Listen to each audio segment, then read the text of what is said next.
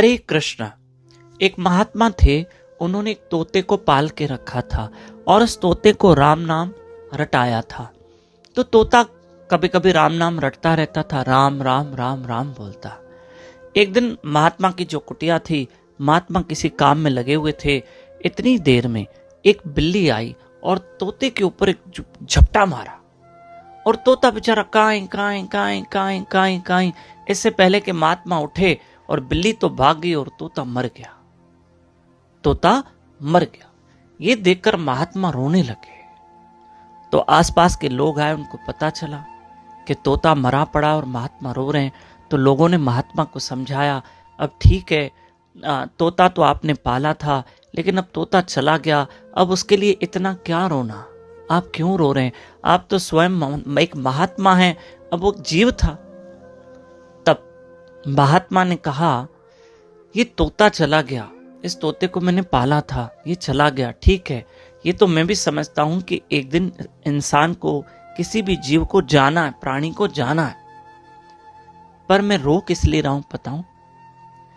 कि मैं रो इसलिए रहा हूं, मुझे दुख इस बात का हो रहा है कि मैंने इस तोते को राम नाम रटाया था और ये राम नाम जपता रहता था कभी कभी, लेकिन जब इसकी मृत्यु की बारी आई, जब इसके ऊपर बिल्ली ने झपटा मारा, तब इसके मुंह से राम का नाम नहीं निकला, प्रभु का नाम नहीं निकला।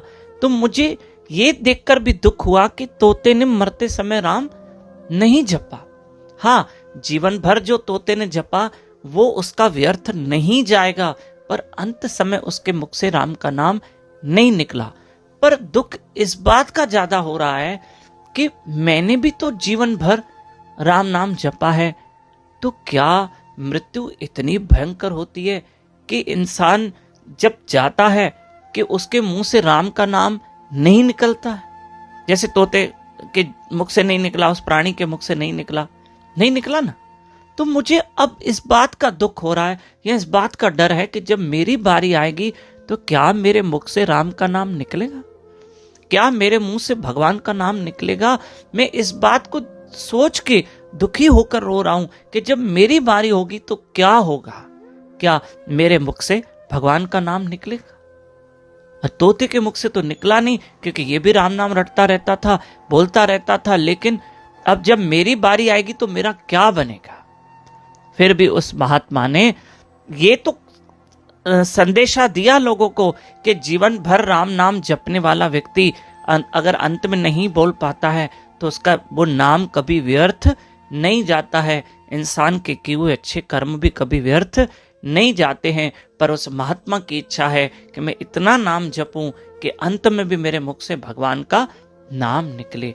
प्रिय बंधुओं, यहाँ ये प्रसंग बताने का हेतु यही है कि क्या अंत समय भगवान का नाम हमारे मुख से निकलेगा? क्या निकलेगा? क्योंकि अंत में तो प्रभु को ही याद करना है। तो जीवन भर नाम का अभ्यास करते रहो, जपते रहो, तो अंत में फिर भगवान का नाम निकलेगा। और मान लो नहीं निकला, भगवान न करे, अंत समय भगवान का नाम मुख से नहीं निकला, तो भी जीवन भर किया हुआ नाम कभी व्यर्थ नहीं जाता।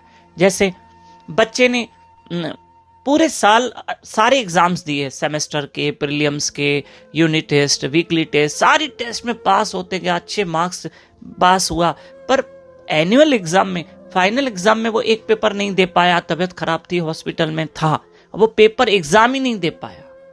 तो क्या करते हैं, उस एक एग्जाम की वजह से बच्चे को फेल नहीं करते, उसका पुराना रिकॉर्ड देखते हैं कि उस बच्चे ने कितनी मेहनत की है, कितनी पढ़ाई की है, पहले के प्रीलिम्स, यूनिट टेस्ट या सेमेस्टर में उतने कितने मार्क्स लिए हैं, तो उसका एक परसेंटेज निकाल के बच्चे को पास कर देते हैं। जो पूरा साल पढ़ाई की थी वो व्यर्थ नहीं जाती है।